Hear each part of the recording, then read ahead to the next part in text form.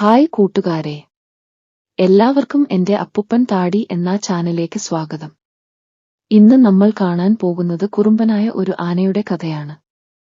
ഒരിടത്ത് ഒരു വലിയ കാടുണ്ടായിരുന്നു. ആ കാട്ടിൽ കുറുമ്പനായ ഒരു ആനക്കുട്ടനും ഉണ്ടായിരുന്നു. മറ്റു ചെറിയ മൃഗങ്ങളെ ആവശ്യമില്ലാതെ ഉപദ്രവിക്കുന്നതാണ് അവന്റെ ഇഷ്ടവിനോദം. അങ്ങനെയിരിക്കെ കാട്ടിൽ കളിച്ചു നടക്കെ ഒരു വലിയ മരക്കൊമ്പിൽ അവനൊരു കുരുവിക്കൂട് കണ്ടു. ഉടനെ തന്നെ അവൻ മരച്ചില്ല തുമ്പികൈകൊണ്ട് പിടിച്ചുകുലുക്കാൻ തുടങ്ങി. ആ കൂട്ടിൽ കുറെ മുട്ടകൾ ഉണ്ടായിരുന്നു. പാവം അമ്മ കുരുവി.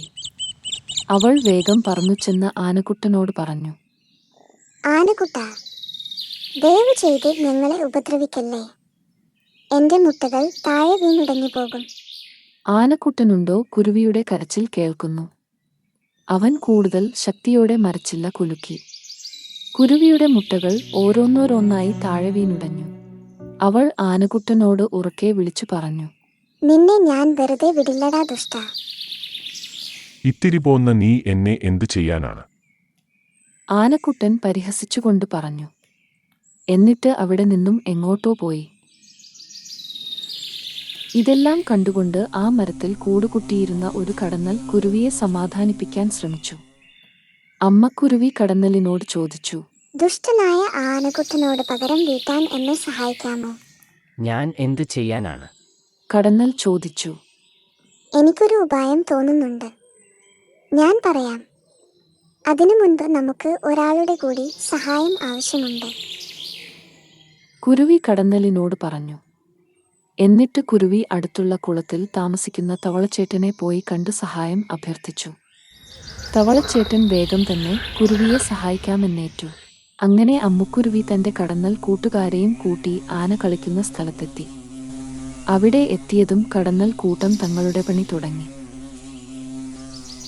അവർ ആനക്കുട്ടനെ കൂട്ടത്തോടെ ആക്രമിച്ചു. തലയിലും കണ്ണിലും കുത്തേറ്റു. കണ്ണു കാണാൻ പോലും വയ്യാതെ ആനക്കുട്ടൻ പരക്കം പാഞ്ഞു. അപ്പോഴാണ് ദൂരെ തവളച്ചേട്ടന്റെ കരച്ചിൽ കേൾക്കുന്നത്. തവള കരയുന്നിടത്ത് കുളമോ നദിയോ ഉണ്ടാകുമല്ലോ. വെള്ളത്തിൽ ചാടിയാൽ കടന്നൽ കൂട്ടത്തിൽ നിന്നും രക്ഷപ്പെടാം. തവളച്ചേട്ടന്റെ കരച്ചിൽ കേട്ട സ്ഥലത്ത് പാഞ്ഞെത്തിയ ആനക്കുട്ടൻ അടിതെറ്റി വീണതൊരു കൊക്കയിലേക്കായിരുന്നു. അമ്മക്കുരുവി പറഞ്ഞനുസരിച്ച് ഒരു കൊക്കയുടെ വശത്തിരുന്നായിരുന്നു തവളച്ചേട്ടൻ കരഞ്ഞത്.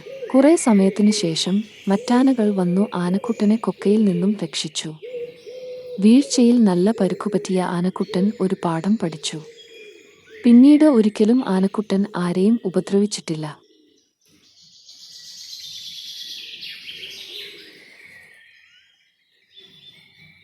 എങ്ങനെയുണ്ട് കൂട്ടുകാരെ നമ്മുടെ ഈ ചെറിയ കഥ? എല്ലാവർക്കും ഇഷ്ടപ്പെട്ടല്ലോ അല്ലേ?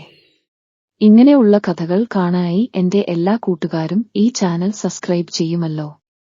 ബൈ.